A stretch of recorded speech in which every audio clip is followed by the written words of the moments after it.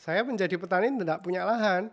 Jadi Gitu. petani nggak punya lahan. Ya, nggak punya lahan, nggak punya modal karena resign itu nggak dapat pesangon lah istilahnya. Menjadi petani keren itu membanggakan. Membanggakan. Berbicara masa depan, kita sedang membicarakan pertanian. Sudah pedulikah kita? Sudah banggakah kita dengan produk lokal yang dirintis generasi muda Indonesia? Atau justru kita dibutakan mata hatinya untuk terus berbangga menggunakan hasil karya, hasil pertanian, hasil produk negara lain. Mau sampai kapan? Semua tergantung di tangan sahabat tani dan generasi muda selanjutnya.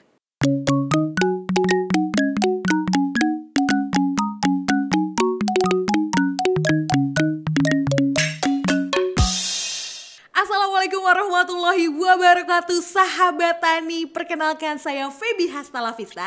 Hari ini menemani sahabat tani untuk mengulik lebih jauh terkait keuntungan dan tantangan menjadi petani organik. Bersama narasumber kita yang sukses jadi petani organik, yaitu Mas Dedi Trikuncoro. Halo Mas, gimana kabarnya? Halo Mbak Feby. Selamat datang di konten ini Tani. Halo Mas Ya. Dedi. Karena kita itu nanya kabar udah hal biasa. Ya. Sekarang kita adalah sesi tanya jawab cepat. Waduh.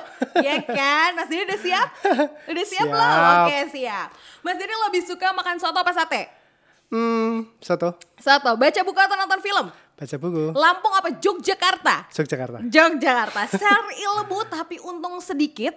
Nggak share ilmu tapi untungnya banyak. Share ilmu, Share ilmu Ya. walaupun untungnya sedikit. gak masalah. Gak masalah. Yang terakhir, sebagai owner Say Fresh, lebih milih punya karyawan yang kurang tanggap tapi mau belajar, atau karyawan pintar tapi ogah-ogahan? Saya suka yang mau belajar. Mau belajar. Mas Dedi itu adalah asli Lampung. Lampung. Dari kecil sampai Sampai SMP? SMP. Lulus SMP. Lulus terus SMP? baru ke Jogja. Baru ke Jogja. Berarti SMA-nya udah di Jogja? Sudah. SMA mana waktu itu Mas Saya Dedi? STMBW. STMBW. Sudah tutup STM. Kalau SM tuh ada jurusannya juga gak sih Mas? Ada, saya teknik mesin, Teknik otomotif mesin. ya. Otomotif pada saat itu. Terus Ya. kuliah Kuliahnya saya di Atmajaya biologi. Atmajaya biologi. Ya. Nggak nyambung ya. Gak dari mesin tapi nggak apa-apa. Ini namanya juga yang penting tadi kan mau belajar. Ya, Ya kan? Betul sekali. Tapi setelah lulus itu saya jadi karyawan bank. Setelah lulus malah jadi karyawan bank. Nah, pertanyaannya berarti udah sekitar hampir 20 tahun gak sih di Yogyakarta? Betul. Betul ya? 99 sampai saya di Jogja. Dari tahun 1999. Jadi udah cukup lama di Yogyakarta. Ya kan? Oke.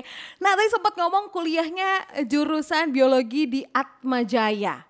Ya, betul. Kan? Coba nanti kita lihat cuplikannya Mas Dedi sahabat tani pada saat kuliah di Atmajaya. Ini nih. Ini semester berapa Mas waktu itu? Kayaknya semester 2 atau 3 lah. Masih Gitu. awal-awal ya. Awal-awal, Ini tuh ya. cover majalah seperti cowok kece di Atmajaya pada saat itu. Dan mirip banget kalau Feby ngeliat ini mirip banget sama vokalisnya Stinky. Mungkinkah? Tapi saya masuk kuliah itu plontos jadi gundul Pelontos. gitu. Oh iya kan biasanya kalau masuk kuliah-kuliah gitu kan sering dipelontosin Iya. apa memang? Enggak sih. Oh enggak sih, waktu itu pelontos. Jadi udah langsung panjang gini. Lagi trennya kayaknya waktu itu. Jadi mungkin sahabat tani yang kenal pada saat Mas Dedi Atmajaya langsung flashback seperti apa sosok Mas Dedi pada saat kuliah. Ini buku catatan juga nih Mas. Wah, Iya kayak. ini termasuk mahasiswa kutu buku nih jangan-jangan. Enggak, Oh, itu pencitraan aja. pencitraan aja. Oke, pencitraan aja ya. Enggak lah Mas, ini kelihatan banget kalau misalnya Mas Dedi ini hobi banget baca buku. Karena tadi sempat ditanyain jawab cepat itu lebih milih buku dibanding nonton film. Oh iya. Iya kan? Buku terakhir yang Mas Dedi baca pada terakhir ini? Terakhir ini tentang pertanian juga. Tentang pertanian Ya. juga. Segitu hobinya baca buku. Ya seperti ini kayak ada sesuatu kalau nggak baca buku itu ada yang kurang gitu Ada loh. yang kurang. Ya, jadi sudah menjadi bagian. Jadi di mana-mana di rumah biasanya banyak ada buku-buku gitu loh. Iya. Jadi di tempat tidur ada buku, di ruang tamu ada buku. Nah, jadi sewaktu-waktu ada waktu luang, tetap Langsung dibuka buka. bukunya. Wah, koleksinya berarti sudah banyak nih ya Mas Didi ya. Sampai di kasur ada, di lemari ada, semuanya ada buku. Ya, nggak ada tempat khusus soalnya. Ada tempat khusus. Oke, tadi juga Mas Didi ngebahas kalau kuliah di Atma Jaya jurusan biologi, betul ya? Betul. Lalu langsung kerja waktu itu. Pada saat itu langsung kerja. Enggak juga sih. Langsung enggak. Saya memutuskan memang untuk menjadi entrepreneur. Ya. Lulus itu sebelum lulus bahkan saya sudah mencoba untuk ternak ikan. Ternak ikan. Iya, ternak ikan. Waktu itu saya masih kos di Babarsari. Itu sewa di belakang kos gitu, sewa kolam gitu. Nah, jadi itu. udah kuliah udah cobain. Ya, di akhir-akhir semester itu. Udah cobain berternak, Ya, ibaratnya ternak ikan. Ikan apa dulu Mas? Dulu nila sama bawal. Nila sama bawal. Ikan bawal air tawar. Terus sampai akhirnya kerja di bank itu berarti dari... Karena waktu itu ada Merapi, itu waktu itu selokan putus, jadi tidak ada suplai air lagi ke kolam. Sehingga selain itu dampak dari abu Merapi itu juga banyak merusak kolamnya, kemudian ikan-ikan juga pada mati. Jadi untuk melanjutkan usaha agak berat, sehingga kemudian minta link atau informasi dari teman-teman gitu bahwa ada lowongan pekerjaan gitu pekerjaan. Dan di bank itu. Di bank. Ya. Yang sekarang Sahabat Tani Mas Dedi tinggalkan untuk fokus lagi bertani. Betul. Kok waktu itu kepikiran sih Mas, udah bibit ikan, maksudnya udah peternak ikan nih. Terus udah gitu pas ada Merapi, lalu selanjutnya kerja di bank. Terus gajinya udah lumayan, udah di zona nyaman nih kan berarti Sahabat Tani. Lalu langsung kepikiran, oke, banting setir langsung jadi petani. Sebenarnya mulai dari hobi ya. Dari hobi? Ya, dari berarti hobi. dari dulunya berarti memang suka banget bertani? Suka bertanam gitu. Bertanam tanaman di samping-samping rumah gitu. Cuma bagaimana hobi itu bisa menghasilkan. Nah, seperti itu. Saya pemikirannya bahwa ya pasti bisa gitu loh. Nyatanya ya sampai saat ini saya masih menjadi petani gitu loh. Dan bisa membuktikan bahwa memang menjadi petani itu sebenarnya potensinya luar biasa. Potensinya luar biasa. Betul. Salah satu potensinya jadi petani dan sudah sukses Mas Dedi Tri Kunchoro. Ini gimana Mas? Bisa share ke Sahabat Tani? Sebenarnya menjadi petani itu kita harus mempunyai konsep yang jelas. Konsep yang jelas. Ya. Jadi nggak hanya ikut-ikutan seperti itu. Kita mau menjadi seperti apa gitu.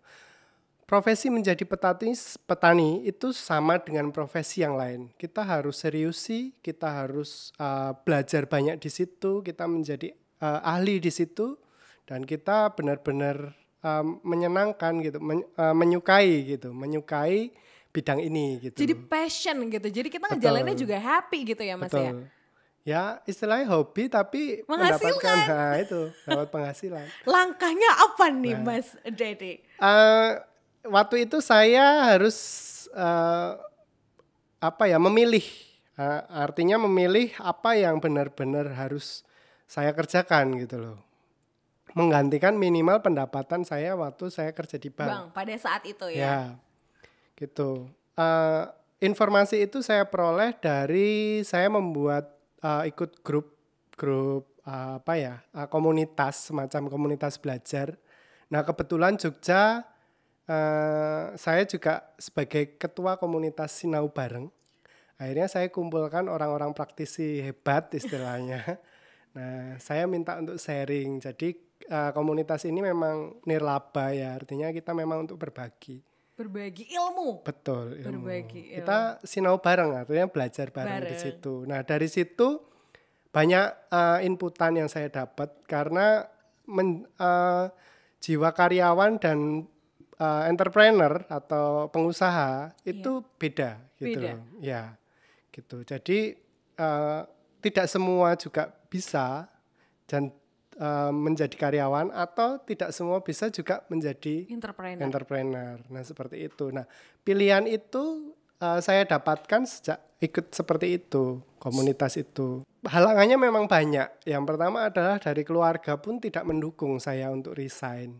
Tidak gitu kan. mendukung. Apalagi resign dan menjadi petani. Nah, bayangkan orang tua saat ini tahu anaknya gitu bertani gitu kan. Selama ini masih stereotipnya atau gambaran orang-orang lama itu menjadi petani adalah ya kurang sejahtera Iya, gitu. kurang sejahtera. Nah, itu ya memang berat. Waktu itu omong kosong aja gitu. Wah, nggak tahu karena yang saya lalui kan hutan belantara. Nggak tahu yang nggak dihadapi tahu gitu itu yang apa dihadapi. aja, Ya. ya kan? Ya, betul. Nah, artinya dari sharing-sharing itu saya selalu belajar juga dari buku-buku motivator, buku-buku bisnis, kemudian buku-buku yang sifatnya pengembangan diri, itu selalu di situ. Kebetulan juga saya hobi baca, jadinya ya inilah mendukung lah. Mendukung, gitu. ya. Kita dapat dari buku pengalaman orang lain, kita diskusikan dalam sebuah komunitas Asik ya. belajar. Selain itu langsung dipraktekkan. Langsung gitu. dipraktekkan. Pasti sahabat tani juga bertanya-tanya, Mas Dedi ini berkali-kali Feby bilang adalah salah satu petani sukses di Yogyakarta. Itu adalah track recordnya tuh punya yang namanya kebun kuncup. Betul. Sama kalau sahabat tani nih pasti pernah belanja online ya kan, sayuran online organik, ini adalah punyanya Mas Dedi Stay Fresh. Stay Fresh. Ya kan, sayuran organik Stay Yeah. Fresh. Nah, ini adalah cuplikan kebun kuncupnya Mas Dedi. Betul ya Mas? Betul, Ini kebun ya. kuncup lahannya di mana aja sih Mas Dedi? Ya ini sih yang saya sewa di Pakem, Iya, juga baik. ada petani yang di Ngablak, Kopeng Ngablak. sana, Kopeng Magelang. sana. Ya. Karena nggak semuanya tanaman yang dibutuhkan itu berasal di dataran rendah. Jadi harus ada dataran tinggi. Jadi ceritanya gini, kebun kuncup itu sebenarnya pusat grosir bibit buah. Karena saya awal resign itu bukan langsung ke sayur tapi ke bibit buah. Oh, ke bibit buah. Ya, nah saya ngerintis cikal bakal Stay Fresh itu, jualan sayur organik itu tahun 2016. 2016. Ya, setelah saya resign, kemudian saya bisa berpendapatan dari jualan bibit itu karena tidak menunggu panen kan. Kalau jualan bibit kan langsung gitu, langsung ada pendapatan. Nah, di bulan Desember itu dapat lapak di utara Gereja Kota Baru, Yogyakarta, Gereja Katolik Kota Baru, itu ada yang kayak Sunday morning gitu, jualan di jalan gitu. Iya. Kalau olahraga pagi-pagi daerah situ tuh pasti banyak yang jualan-jualannya. Jualan itu. Nah, dari situ awalnya memang omsetnya sedikit sekali, cuma berapa 150, 300, baru rintisan itu. Dan bahkan petaninya yang biasanya suplai itu di bulan Maret itu tidak bisa suplai lagi. Di bulan Maret nggak bisa suplai lagi. Akhirnya saya punya pemikiran itu untuk sewa lahan gitu loh. Nah, kebetulan dapat lahan itu pada bulan April. Nah, posisi dapat informasi dapat lahan itu saya tidak punya modal uang gitu kan untuk sekedar sewa gitu. Pada saat itu. Saya menjadi petani tidak punya lahan. Jadi gitu. petani nggak punya lahan. Ya, nggak punya lahan, nggak punya modal karena resign itu nggak dapat pesangon lah istilahnya. Seperti dan keluarga tidak mendukung. Keluarga tidak mendukung. Sahabat tani, Mas Dedi Tri Kuncoro memiliki kebun. Ya. Namanya adalah Kebun Kuncup. Itu namanya bisa nama kuncup tuh gimana Mas ceritanya? Nah, sebenarnya itu adalah ya mini gambaran ya sebagai integrated farming. Jadi ada ternaknya. Ternak itu adalah pabrik untuk menghasilkan pupuk organik. Pupuk organik. Ya, jadi untuk sahabat tani itu teman-teman muda mau menjadi petani organik harus ada sumber pupuknya.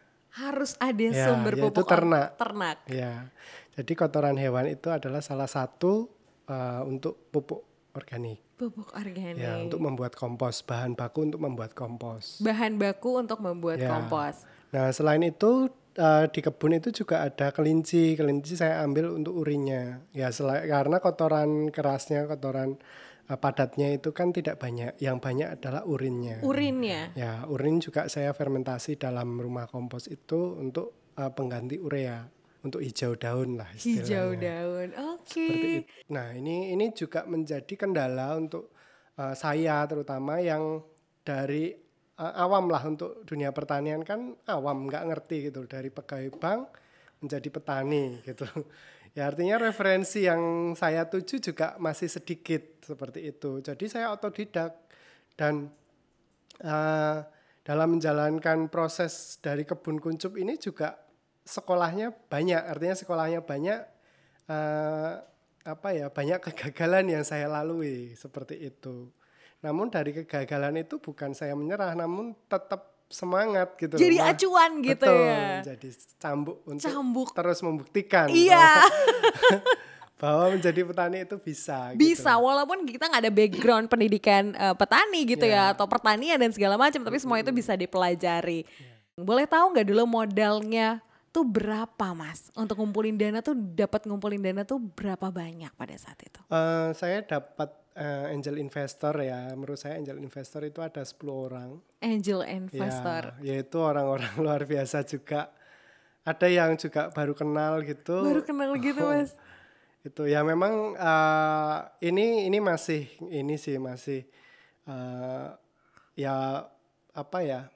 memberikan terus harapan-harapan walaupun tidak sesuai dengan rencana yang awal saya sampaikan gitu loh.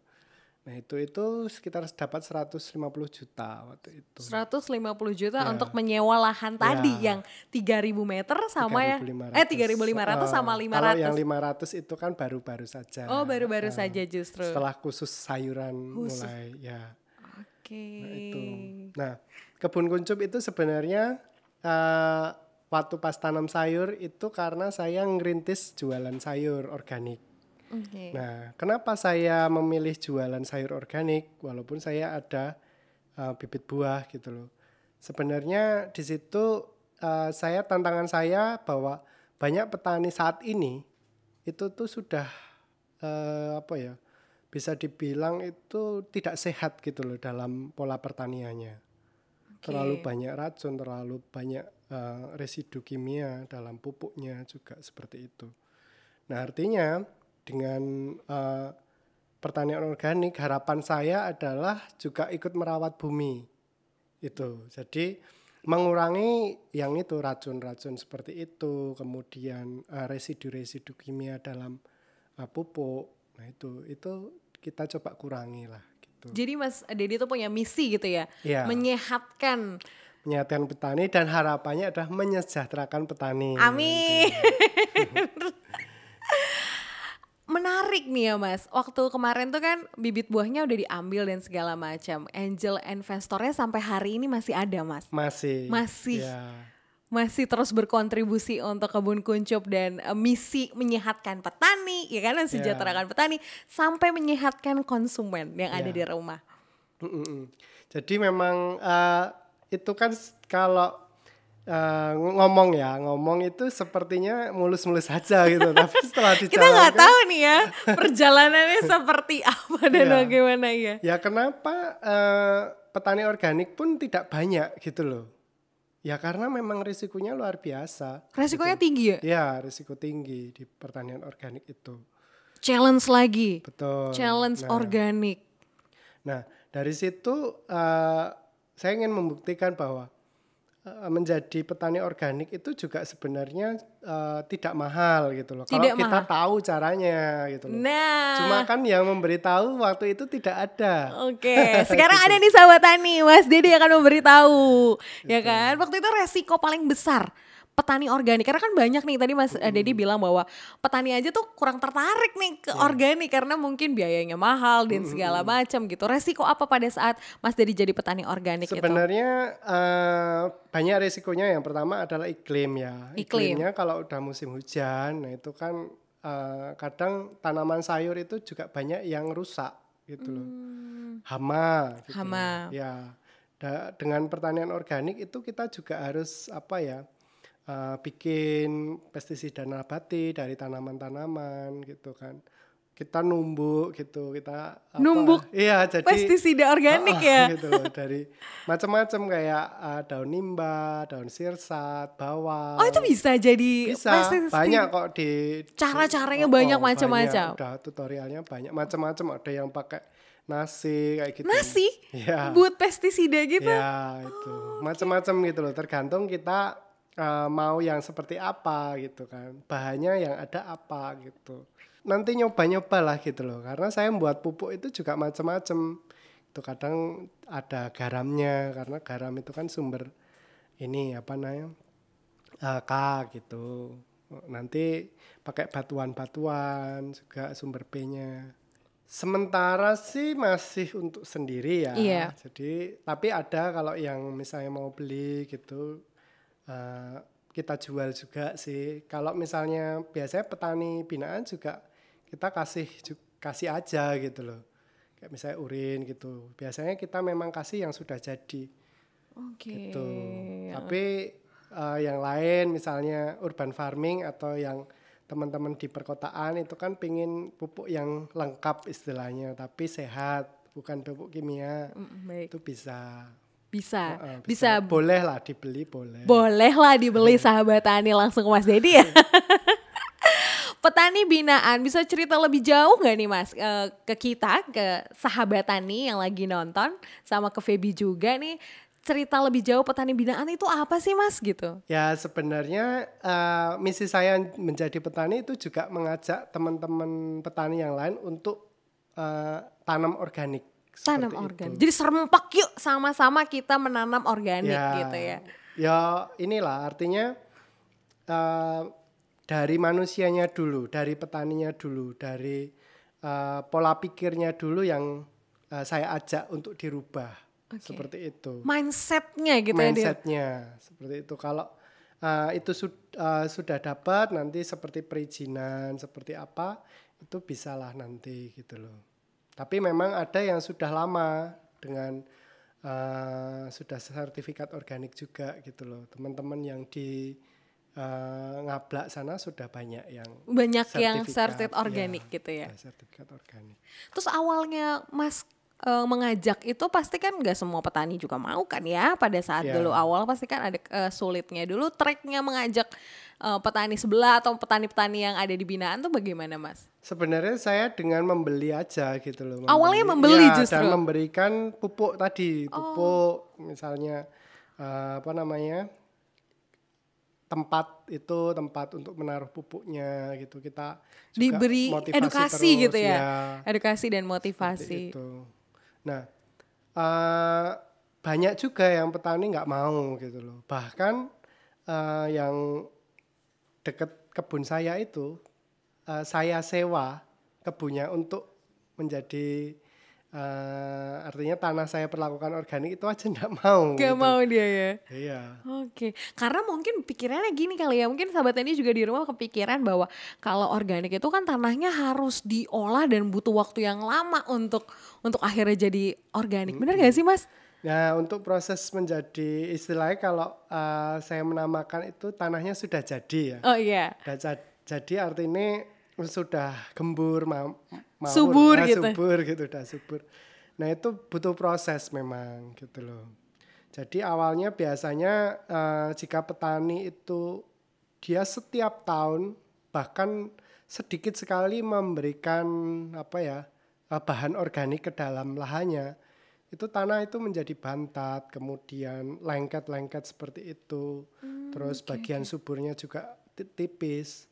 Nah dengan memasukkan bahan organik yang banyak seperti itu juga prosesnya nggak langsung gitu loh. Biasanya dia untuk tanam awal-awal juga rusak gitu loh. Lebih rusak karena nutrisinya mungkin masih belum sempurna ibaratnya gitu. Belum jadi lah. Belum jadi gitu ya. Belum jadi atau siap untuk langsung diserap tanaman. Nah proses itu tergantung juga. Ada yang misalnya pengen mau cepat gitu loh. Awalnya tanemi aja yang kayak misalnya pakan ternak kayak odot, terus rumput gajah. Nah, makanya kenapa teman-teman yang mau pertanian organik juga punya ternak itu loh. Salah satunya ya ditanami pakan ternak dulu. Gitu. Iya, Itu lebih cepat lebih biasanya. cepatnya ya dibanding langsung sayur misalnya Ya, langsung apa gitu ya. Oke Mas Dedi, tadi menarik ya beberapa teman-temannya Mas Dedi atau petani-petani di daerah Ngablak itu udah punya sertifikasinya, Ya. ya kan? Untuk dapetin sertifikasi dari petani organik dapat sertifikasi itu perjalanannya itu pasti Ya, panjang gitu. panjang Itu gimana Mas ceritanya? Untuk mendapatkan sertifikasi juga kita harus daftar ya. Jadi daftar dulu. Saya sendiri belum mengajukan sertifikat organik loh. Gitu. Yang penting saya jalan dulu lah gitu loh. Ya untuk penjualan memang saya gandeng teman-teman petani yang udah lama. Walaupun kebun saya itu full organik. Iya kan gitu mulai loh. dari semuanya kan udah Iya, organik, pupuknya segala iya. macemnya.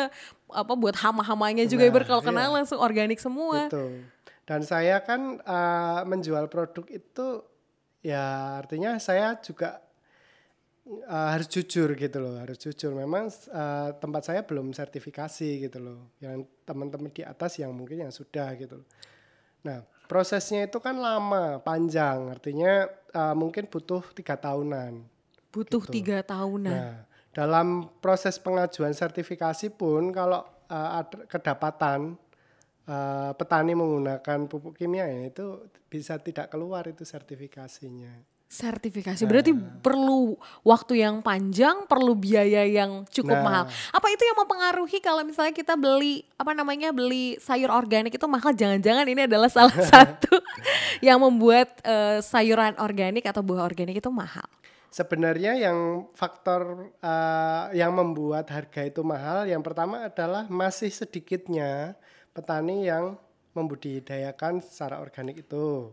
Yang kedua itu juga termasuk juga untuk sertifikasi. Kemudian untuk penanganan itu lebih intensif ya.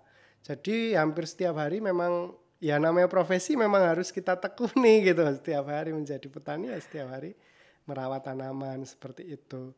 Nah itu mungkin yang menjadi mahal. Tapi kalau misalnya itu menjadi sudah umum atau banyak yang membudidayakan, saya rasa juga akan tidak semahal saat ini gitu loh. Karena setelah saya hitung-hitung ternyata biaya produksi itu semakin lama itu akan semakin berkurang atau semakin sedikit biaya produksinya. Mungkin di awal besar tapi memasuki tahun ke tahun tuh nggak sebesar waktu di awal gitu ya. Betul. Itu jadi proses 1-3 tahun atau 1-2 tahun itu yang berat di situ. Nah, dari situ juga mungkin menjadi faktor sedikitnya yang tanam organik. Oke, itu adalah salah satu faktornya. Tapi kalau udah dapat sertifikat itu sertifikasi organik tuh langsung selamanya atau nanti ada proses? Itu ada perbaruan terus. Ada perbaruan gitu, terus. Jadi perpanjangan dan itu bayar terus. Iya kan mahal kan pasti. Ya, itu ada biayanya. Ada biayanya ya. Tapi kan pemerintah juga akan support seperti itu. Misalnya ada CSR, BUMN atau mungkin atas nama kelompok gitu. Jadi petani memang harus berkelompok biar membuat sertifikasi dengan yang murah ya. Artinya pemerintah juga tidak memberikan ke pribadi, biasanya ke kelompok-kelompok. Seperti itu. Baik Mas Dedi. Nih kalau misalnya sahabat tani yang ada di rumah atau ada dimanapun berada sedang menonton konten ini Tani Bersama Mas Dedi, cara edukasi nih Mas. Edukasi ke sahabat tani atau konsumen. Pentingnya makan sayuran organik itu yang lebih sehat seperti apa Mas? Jadi ini gini ya. Kita harapannya untuk makan sayur, makan buah, atau makan hasil pertanian, itu kan untuk yang sehat gitu. Misalnya nih, manfaat dari brokoli ya misalnya. Kan di situ tertulis misalnya tinggi vitamin C, untuk antioksidannya tinggi. Nah, kalau hal itu diracun ya, artinya penanganan hamanya itu menggunakan racun. Nah, residunya itu kan pasti masuk dalam tubuh.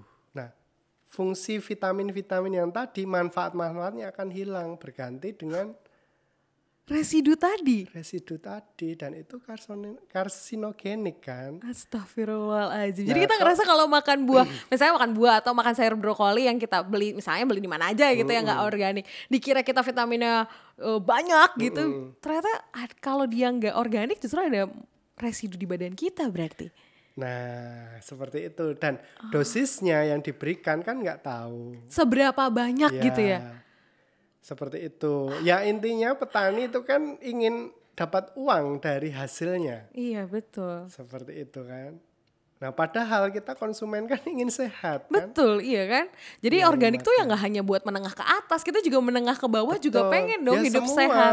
Semua itu ingin hidup sehat dengan sayur-sayuran seperti itu kan. Dan sebenarnya untuk semuanya aja gitu bisa nanam di sekitar rumahnya, sekitar rumah gitu, di halaman rumah itu, dengan ya bekas-bekas wadah ya ember, pot kayak gitu, bisa nanam sayur sendiri, itu akan lebih sehat. Tapi kan memang nggak semuanya sayur kita bisa tanam seperti itu.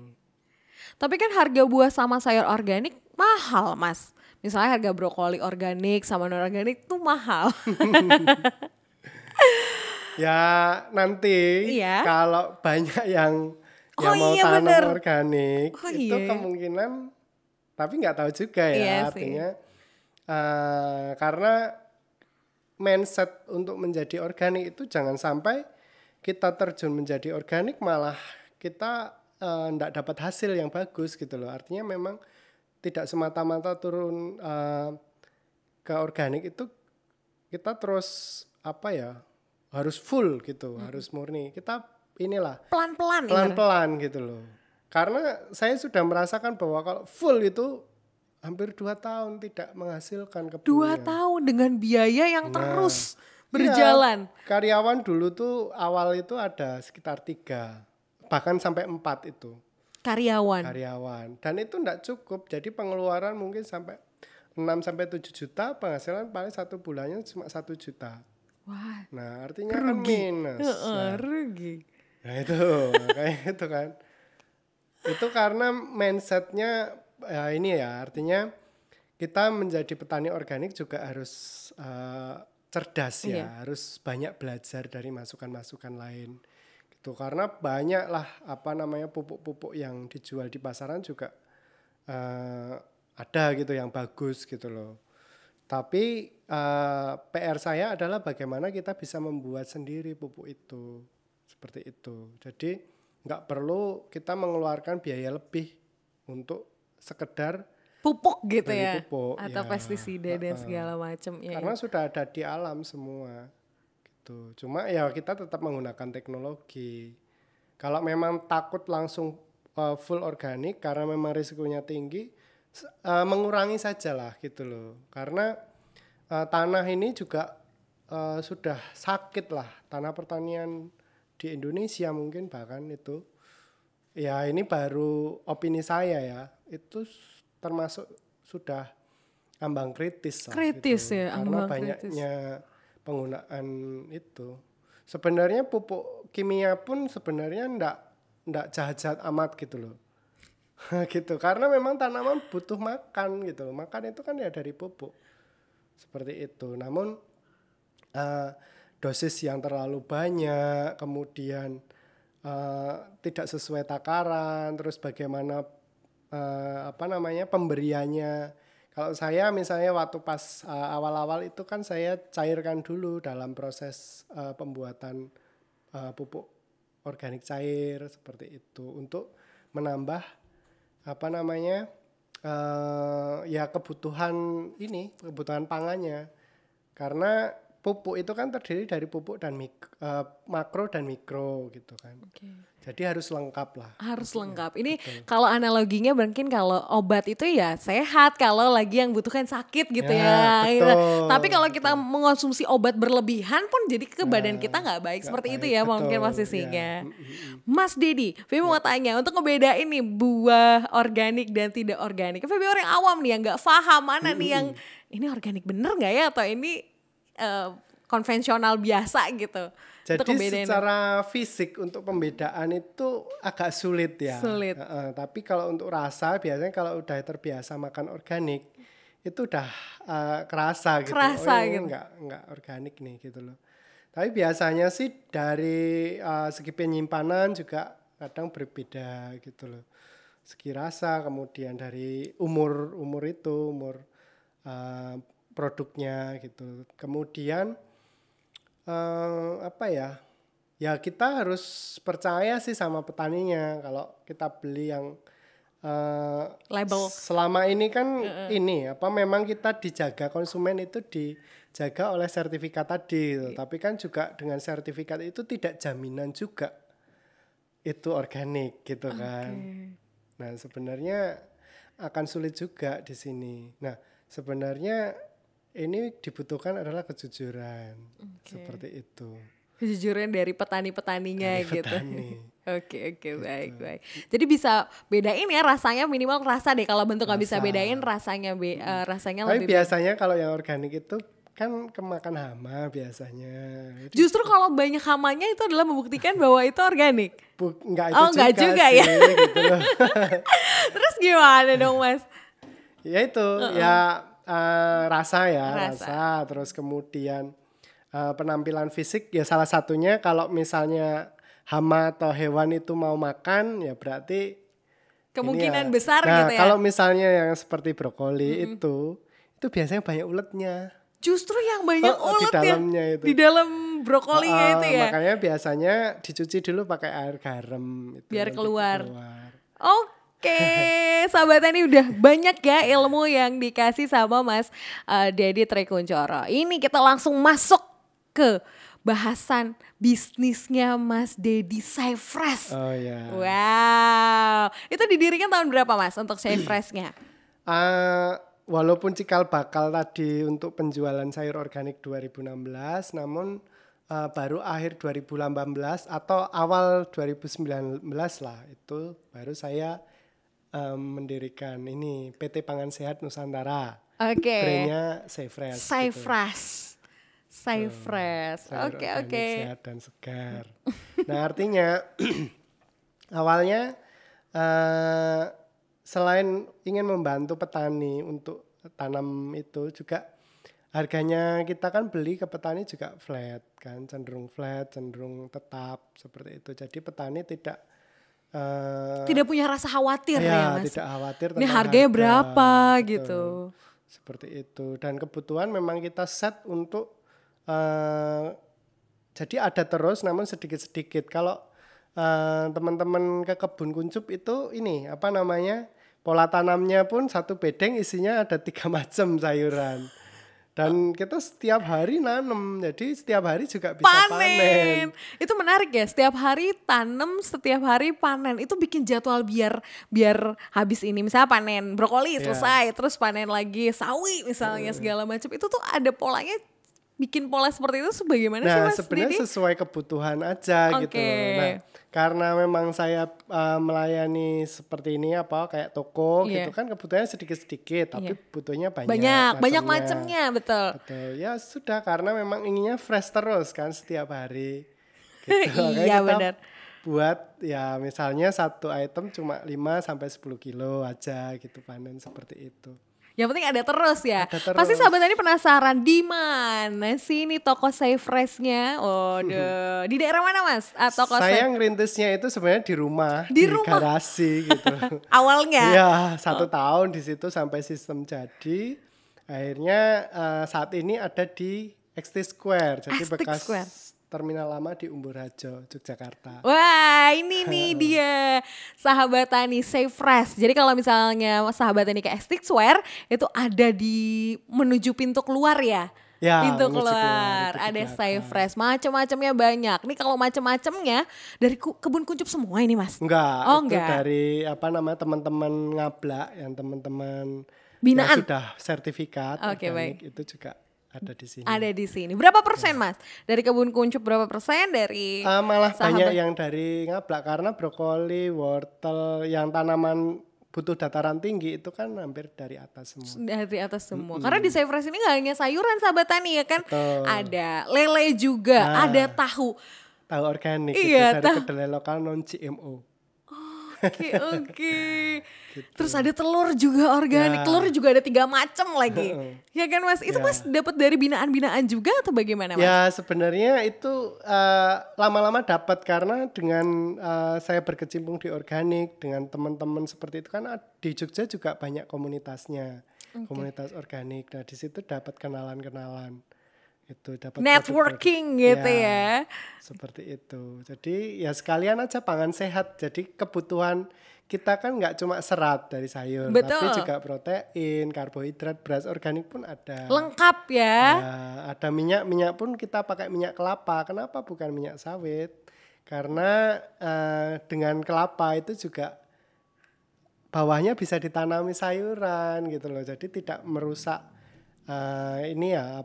fungsi dari lahan itu gitu loh. Kalau sawit kan harus monokultur berapa hektar. Semuanya banyak gitu ya. Seperti itu.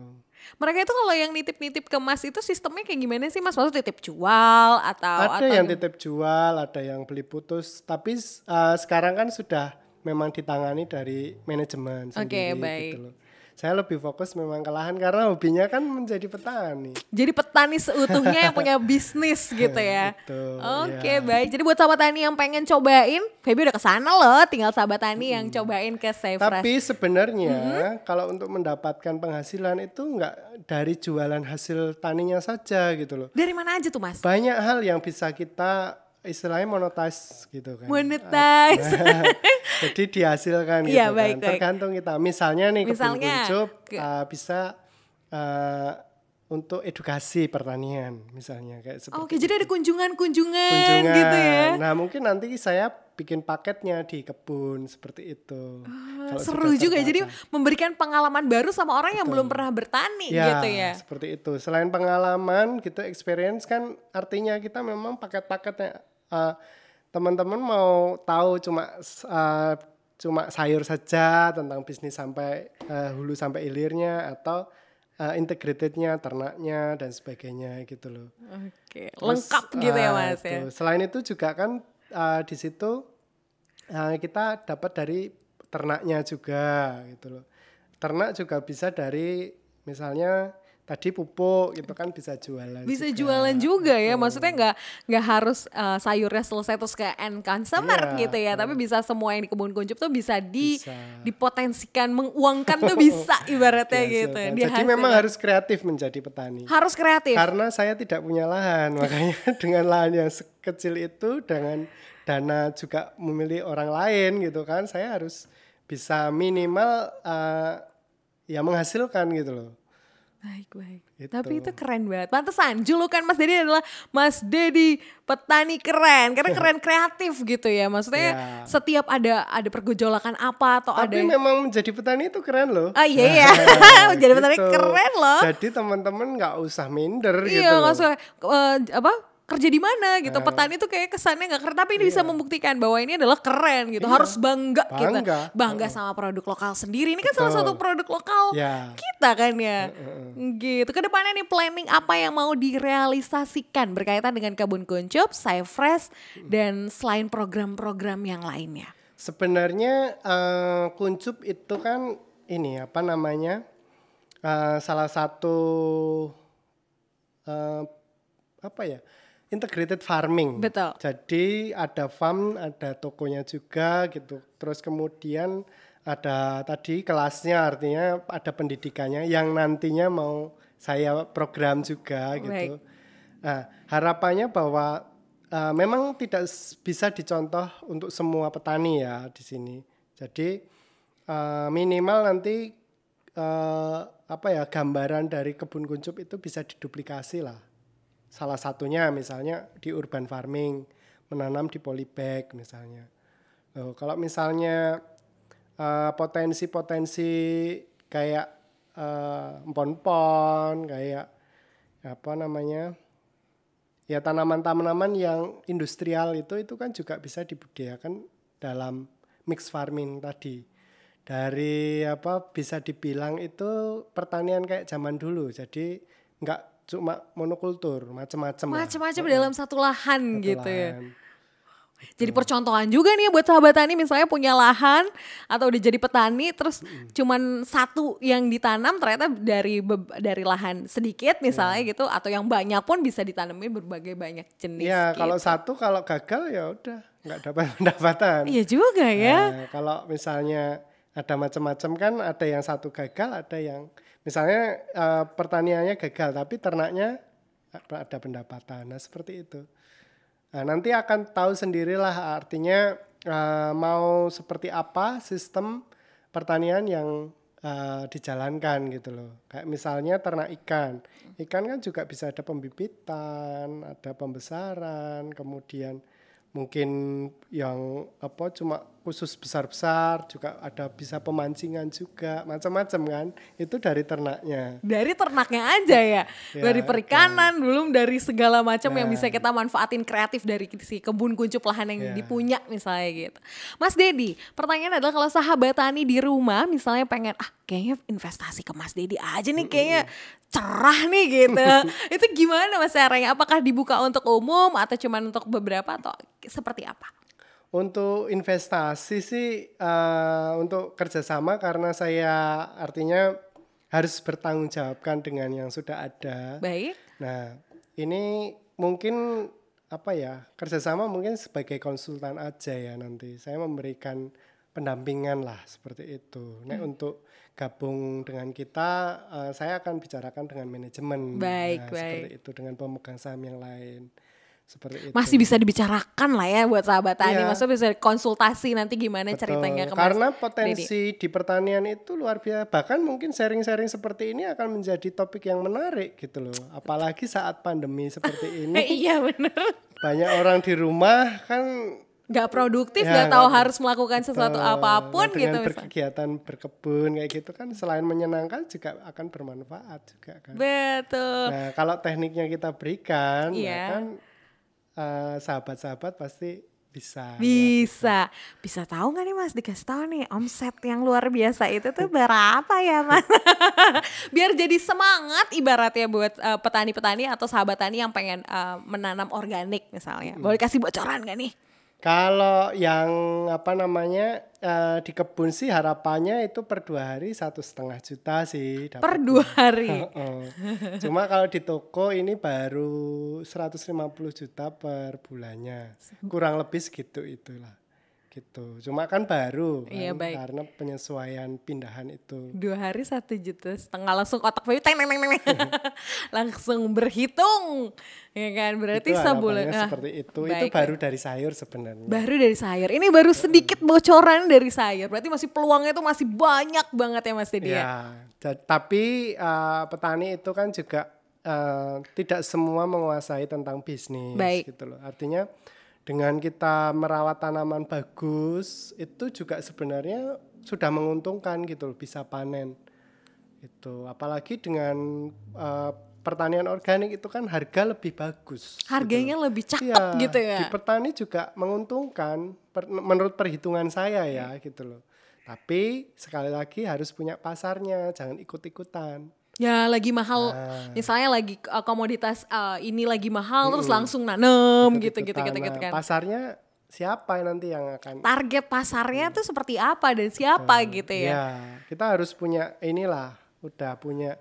Jadi kalau kita nanam apa sudah ada nanti yang akan menampungnya gitu. Oke, baik Mas Dedi. Keren banget nih Mas Dedi. Nah, kenapa Vivi ngomongin keren terus? Nih kita harus lihat cuplikannya Mas Dedi waktu jalan-jalan. Jalan-jalannya kemana dan bagaimana kita lihat di sini. Ya kan, jalan-jalannya. Nah, Mas Dedi ini lagi di mana ini? Annyeonghaseyo. Ini tuh lagi di mana coba? Ya kan? Ini keren banget Mas Dedi jalan-jalan ke Korea. Iya. Ya kan, Korea ini jalan-jalan kayaknya kalau Feby tuh mencium bau-bau pertanian di sini ya kan. Kayaknya keren banget nih Mas Dedi. Mas Dedi lagi ngapain nih di sini? Jadi kemarin Desember 2019 ya, itu nggak tahu angin apa yang membawa informasi itu. Jadi ada teman yang menawari saya WA gitu, minta petani muda untuk dikirim belajar pertanian di Korea Selatan. Nah, yang menarik adalah kenapa sih kok saya bisa kepilih gitu. Iya, Nah, betul. untuk teman-teman muda jika bangga terhadap profesinya, ya tunjukkan gitu loh. Tunjukkan bahwa menjadi petani itu keren dan memang keren gitu loh. Gitu. Iya, benar, keren. Jadi nggak cuma jalan-jalan ke Korea, mungkin bisa masuk TV juga gitu loh.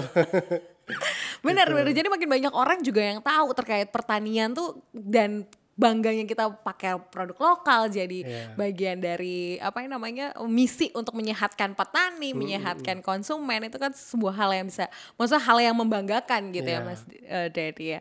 Lalu ada nggak Mas program yang kesinambungan antara petani sama Dinas Pertanian Yogyakarta selain memberangkatkan Mas Dedi waktu pada saat itu studi banding ke Korea? Jadi gini, artinya selama ini mungkin dari pemerintah itu tidak tahu sih apa sebenarnya kebutuhan petani. Betul. Nah, saya melihat bahwa di Korea sana itu kan adanya pendampingan dari universitas, kemudian bahkan pemerintah full support untuk pertanian di sana gitu loh.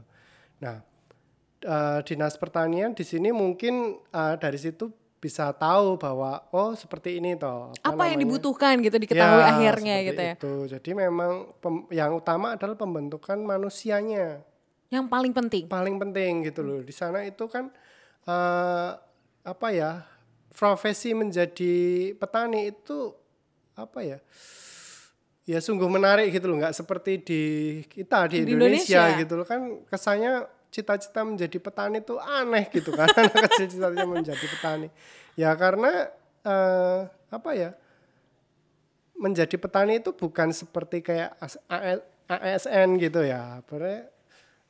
Semacam ya masa depan nggak jelas gitu gitu. Nah, pemerintah di sini ya mungkin lebih banyak ini ya turun ke masyarakat gitu loh, bagaimana potensi-potensi apa yang bisa dikembangkan gitu loh dengan yaitu tadi studi banding. Studi salah satunya dan peningkatan SDM itu artinya dengan teknologi, dengan penerapan seperti itu mengikutkan anak muda. Nah ini kan selama ini mungkin yang tua-tua kemudian yang sudah expert gitu. Nah, kayak saya itu kan baru apa ya istilahnya menjadi petani pun baru gitu kan. Sudah diutus ke itu ya bangga juga. Bangga gitu. dong, Feby juga sebagai sahabat tani, Feby juga jujur sekali ini bangga bisa Mas Dedi bisa ke Korea untuk belajar pertanian. Berarti kan masih ada ilmu-ilmu, ada yang Mas Dedi lihat gitu kan, maksudnya kayak tentang pertanian di Korea itu seperti apa? Dan apa namanya kita perlu bersyukur ya, artinya di Indonesia itu tuh tanahnya luar biasa subur dengan iklim yang sebenarnya mendukung ya. Kita bandingkan dengan di Korea Selatan seperti di sana itu tanahnya menurut saya tidak subur. Selain itu kita tahu bahwa di sana itu kan musimnya nggak seperti di Indonesia. Iya, gitu. di Indonesia 2 musim, di sana 4. Makanya yang paling bagus kan pasti nggak banyak bulannya. Jadi di situ bagaimana bisa mencukupi kebutuhan makan Korea dan mereka luar biasa di sana menggunakan teknologi tinggi semuanya. Ya, dan harapannya saya juga nanti bisa mewujudkan seperti itu. Jadi dengan pertanian yang ramah lingkungan, namun dengan teknologi seperti itu. Jadi beriringan gitu ya antara. Dan kebetulan program studi banding Korea ini juga disupport penuh oleh pemerintah. Iya, seperti itu. Dan ini programnya berlanjut sih, artinya kita memang akan membuktikan bahwa Yogyakarta itu bisa nantinya menjadi sebuah bentuk pola pertanian lah yang nantinya akan dicontoh mungkin di Indonesia. Di daerah-daerah lainnya. Di daerah-daerah lain. Tapi Feby masih penasaran nih Mas Dedi, kalau di sana itu selain di Korea perkembangan teknologinya yang maksudnya dimajukan karena tanahnya tidak sesubur di Indonesia, apalagi yang Mas Dedi dapatkan di Korea? Di sana memang kebanyakan greenhouse ya, artinya tertutup pertaniannya dan menggunakan sistem semua pakai dripping, pakai penyiraman otomatis. Jadi tenaga kerja itu sangat minim di sana. Memang investasi awal gede ya, artinya teknologi itu udah jadi pakai handphone gitu pengendalian, jadi nyiram pakai handphone, kemudian mupuk pakai handphone, jadi udah ada aturannya. Jadi tinggal dioperatorin aja Iya, sama manusianya peraturan, gitu ya. betul. Jadi nggak akan ada nih lupa nyiram gitu, nggak akan ada ya. Iya, bisa di timer itu. Oke. Dan yang yang menarik bagi saya di sana sepertinya menggunakan fase gelap, artinya ada generator CO2. Generator CO2. Nah itu selama ini kan di jalan-jalan itu kita tahu bahwa CO2 salah satu penyumbang rumah kaca kan. Jadi itu bahaya, tapi ternyata tanaman itu juga butuh CO2. Nah, CO2 kemudian ditambahkan H2O atau air, itu kan membentuk karbohidrat. Nah, ini sebenarnya baru mau saya pelajari juga tentang fase gelap itu. Oke, baik. Itu nanti mungkin bisa saya kalau ada yang lebih tahu tentang ini kan bisa saya konsultasi. Nanti bisa saya share lagi ke teman-teman. Baik, Gitu. Mas Dedi. Ini lagi di mana nih? Waduh, bertemu dengan Sang Raja Sri Sultan Hamengkubuwono X. Nah, ini tindak lanjut teman-teman yang ke Korea kemarin. Jadi kita sempat presentasi tentang apa yang mau kita lakukan tindak lanjut dari Korea itu, dan didukung penuh oleh Pak Gubernur. Masya Allah, Pak, berarti Pak Gubernur tuh sangat mendukung generasi muda Ya, untuk bertani ya. Gitu. Jadi memang kurangnya petani muda itu membuat mungkin Pak Gubernur ingin ada sesuatu lah dari Jogja seperti itu. Nah, salah satunya di bidang pertanian. Dalam satunya udah pertanian. Selain nih Mas, udah ketemu sama gubernur kita, lalu programnya Mas di studi bandingkan Korea. Ada program lain gak Mas selain itu yang kemarin dibicarakan oleh sama gubernur kita Pak Nah, Sri? untuk program lainnya itu kita akan membuat demlot atau kebun percontohan. Nah, yang kita usulkan itu di daerah Prambanan. Di sana ada nanti melibatkan warga sekitar, kita membentuk sebuah koperasi. Jadi yang menarik di Korea Selatan di sana itu koperasi itu mempunyai perusahaan. Koperasi mempunyai perusahaan. Jadi petani itu yang memiliki perusahaan itu. Nah, petani akan membayar manajer seperti itu lewat koperasi, lewat asosiasi istilahnya. Iya, baik. Nah, kita mau mewujudkan itu di Jogja. Iya. Dari tani, ibaratnya kan kalau koperasi itu kan dari anggota untuk anggota. Betul, ibaratnya gitu ya. Seperti itu. Nah, kita membuat perusahaan profesional seperti itu nanti. Tahapannya kan macam-macam kalau di perusahaan ya, atau PT gitu. Tapi kalau koperasi kan memang berdasarkan kerakyatan. Betul. Jadi kerakyatannya dapat. Jadi petani itu ada kepastian harga, ada kepastian beli. Terus kepastian dalam perawatan dan sebagainya, pendampingan itu. Nah, itu dalam hal koperasi. Dan dalam industri kan akan menjadi standarnya standar industri nantinya kalau koperasi yang memiliki perusahaan itu. Wah, keren banget Mas Dedi.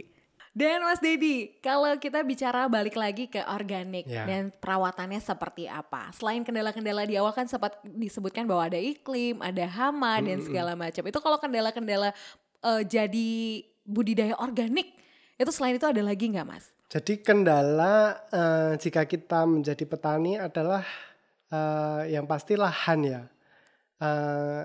Dari dulu itu lahan pertanian untuk DIY ya. Untuk DIY itu mahal ya. Mahal ya harganya ya. Padahal namanya petani kan butuh lahan untuk diolah. Seperti itu. Dan kemudian tadi yang sudah sering saya bahas tentang SDM. Sumber daya manusianya. Ya, SDM ini selain sudah mahal itu sedikit gitu loh. Jadi sulit untuk mencari yang benar-benar bisa di pertanian. Passionnya di pertanian ya, gitu ya? Passionnya di pertanian.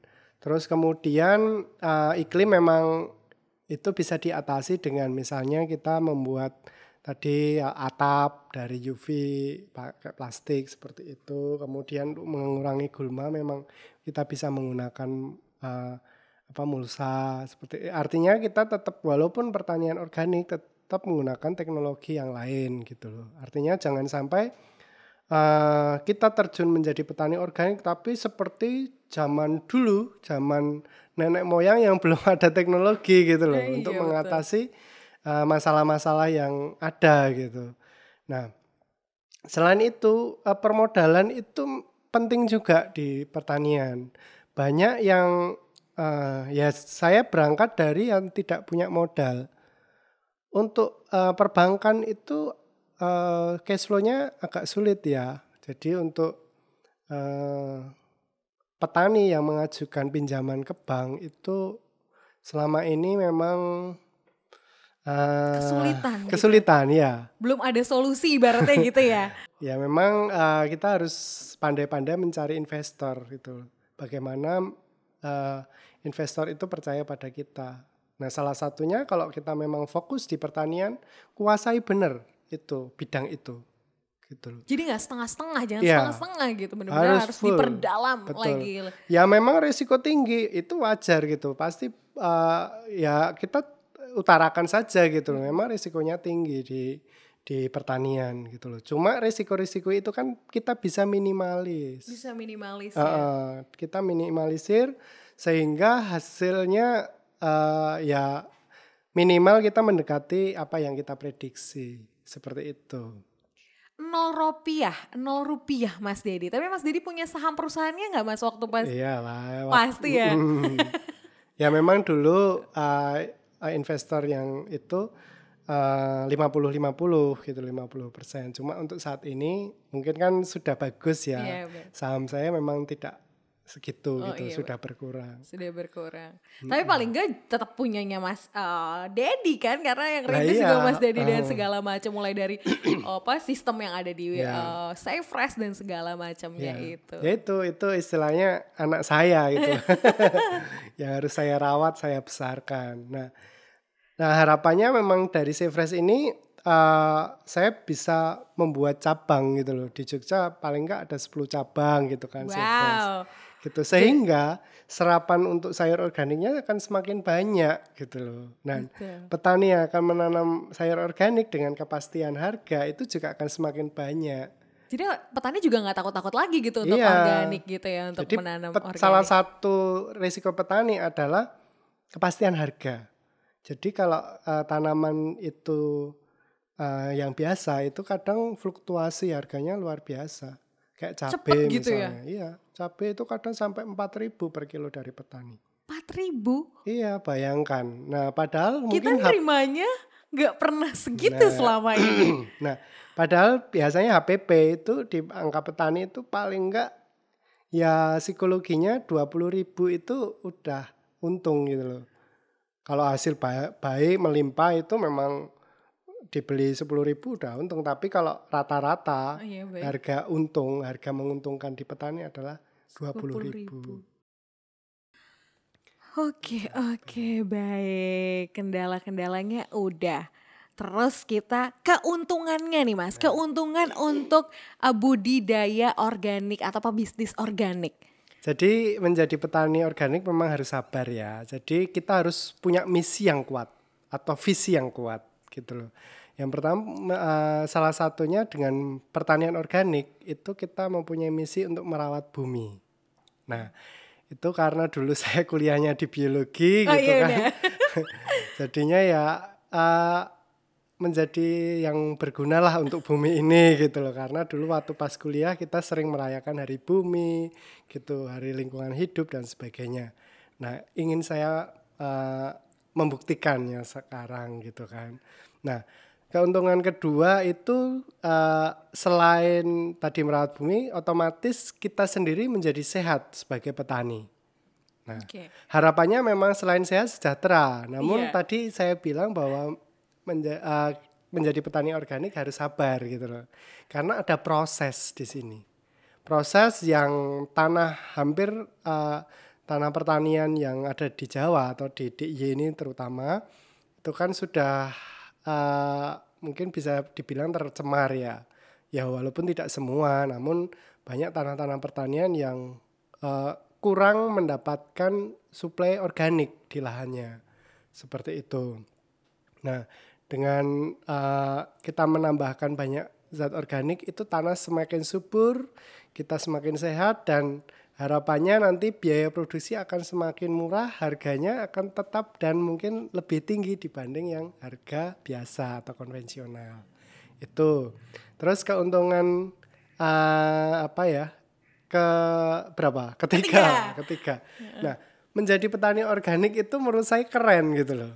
Karena selain tadi punya misi, kemudian kita juga lebih sehat. Menurut saya itu sebuah tantangan juga harapan yang nantinya pangan sehat itu adalah pangan masa depan yang nanti semua orang itu yang inginkan seperti itu gitu loh. Jadi bisa konsumsi berbagai kalangan. Jadi punya misi itu makanya dinyatakan salah satunya keren karena bermanfaat buat bumi dan bermanfaat buat orang-orang sekitar orang lain. Dan jika bangsa kita sehat, artinya generasi muda makanannya sehat-sehat gitu kan, otomatis pemikirannya juga sehat-sehat. Nah, artinya negara juga nantinya akan mendapatkan manfaatnya juga gitu. Iya, generasi-generasi muda juga pada sehat ya kan? Gitu loh. Nah, keuntungan yang lain adalah ya memang kita bisa membuat banyak lah model bisnis gitu loh.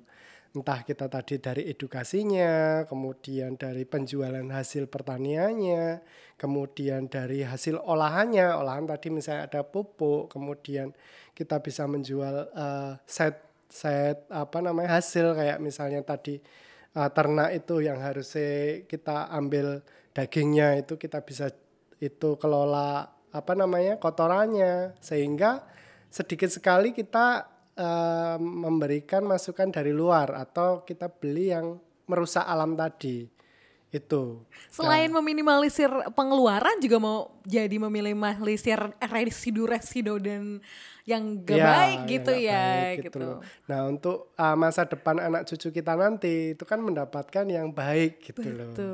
Nah itu memang harus mulai sejak saat ini gitu loh. Kita harus sadarkan lah petani-petani yang sudah ada.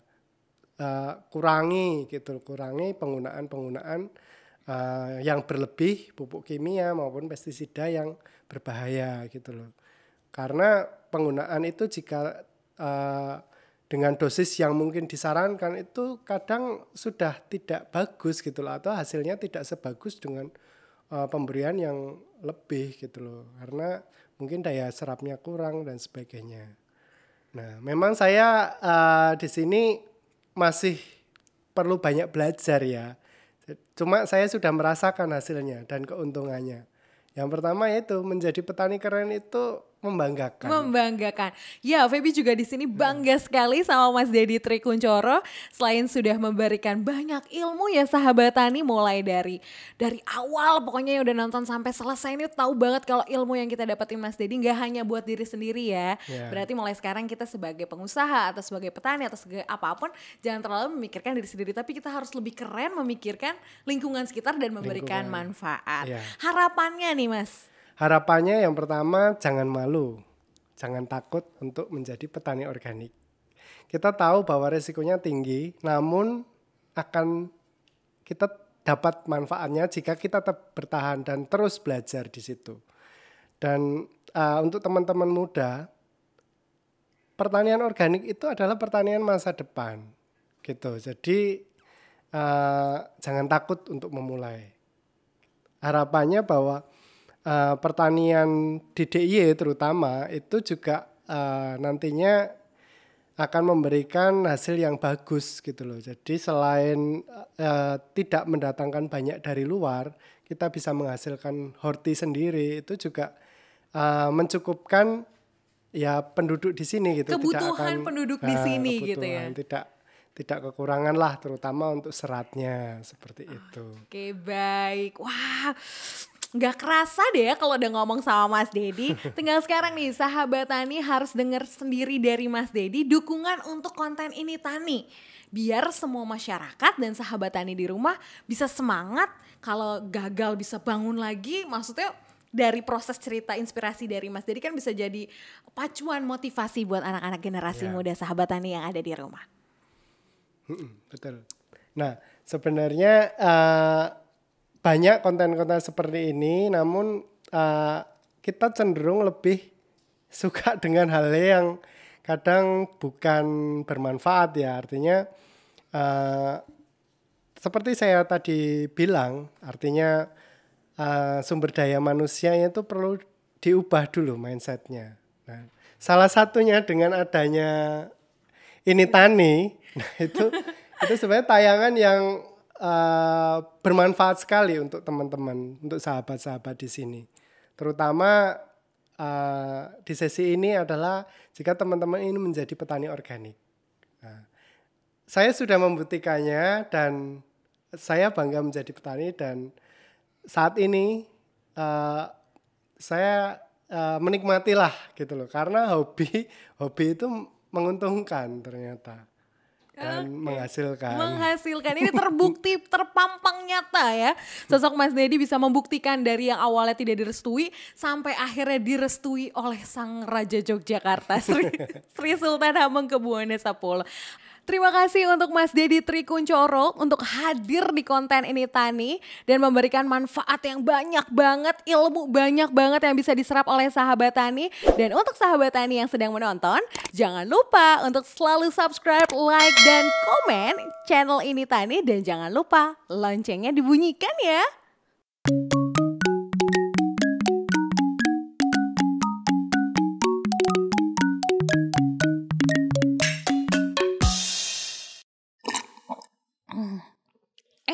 Ada sahabat Tani.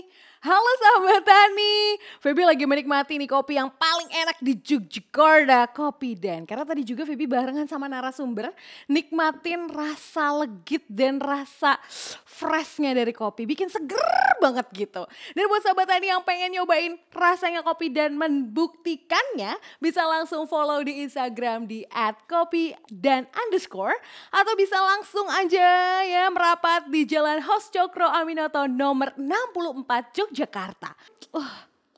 Seger banget, asli. Enak.